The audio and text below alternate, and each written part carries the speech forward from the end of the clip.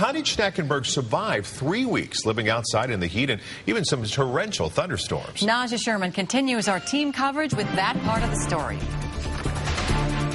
Mark and Elizabeth, Larry Schnackenberg Jr. was missing for 20 days. Authorities believe he was living somewhere in this park, possibly under a bridge. And when you think back to the last 20 days here in the metro, we've endured some pretty intense weather, from sweltering heat to severe thunderstorms. Today, I spoke with a survival expert to find out how Larry Schnackenberg endured.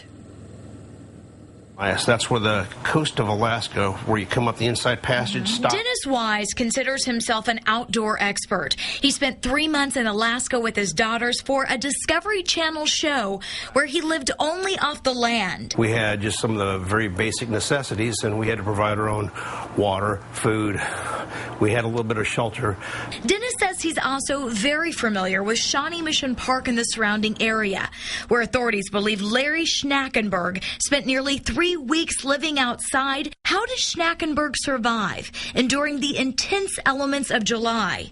Dennis says the terrain of the area provided everything he needed to live: shelter from the woods, water from surrounding streams, and food. And there is food in there, in those woods. There are things like acorns.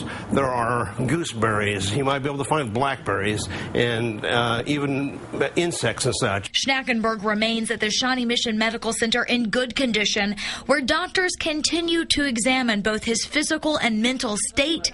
Dennis says he's not surprised Schnackenberg survived. Survival instincts kicks in. You're thirsty. You find water. You're out in the heat, in the sun. You find shade. There's natural instincts that have been built in for millennia that we're not that many generations from living off the land. While Schnackenberg has yet to say how he survived, his family is just happy he's alive.